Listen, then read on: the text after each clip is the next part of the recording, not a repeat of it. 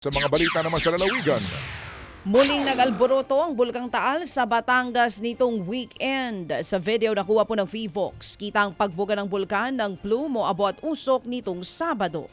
Tumagal po yan ng higit 30 minuto o 3 minuto. Tinangay nga ng hangin ng abo sa kanlurang bahagi ng bulkan. Nakapagtala naman ng 3 lindol sa bulkan. Nananatili pa rin sa Alert Level 1 ang Bulkang Taal. Bawal pa rin ang pagpasok sa Taal Volcano Island at maging sa Taal Lake. samantala patay ang isang dato matapos nga po siya pagbabarilin sa Kadayangan, Cotabato.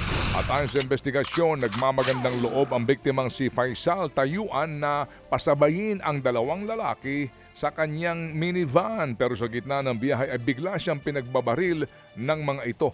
Namatay ang biktima habang agad din pong tumakas ang mga salarin. Patuloy pa ang investigasyon para matukoy ang dalawang gunman at motibo sa krimen. Natagpuan naman sa labas ng nicho ang bangkay po ng isang lola sa Santo Domingo sa Albay.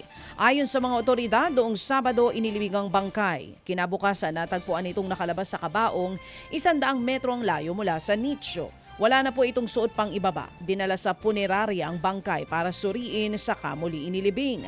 May person of interest na ang mga pulis. Pinag-aaralan na rin ang mga kuha ng CCTV.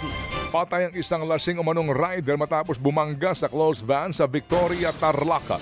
Kita po sa CCTV ang closed van nang biglang sumulpot sa likuran ng ang humaharurot na rider. Sa lakas ng impact ay tumila po ng rider. Nasira ho naman ang likuran ng closed van. Isunugod sa ospital ang 21 anyos na rider pero namatay din. Wala ring suot na helmet ng rider at walang lisensya. Wala ring plaka ang kanyang gamit na motorsiklo.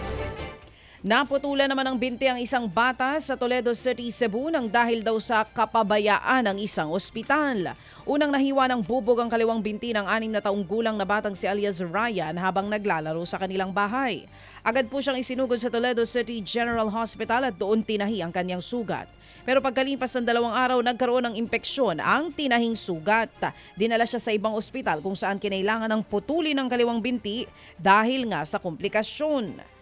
Nagtanong ang magulang ni Ryan sa ospital na unang pinagdalhan sa bata.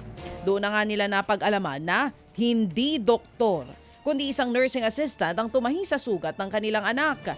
Graduate naman ito ng nursing pero wala pang lisensya sa ngayon. Iniimbestigahan na raw ng Toledo City General Hospital ang insidente.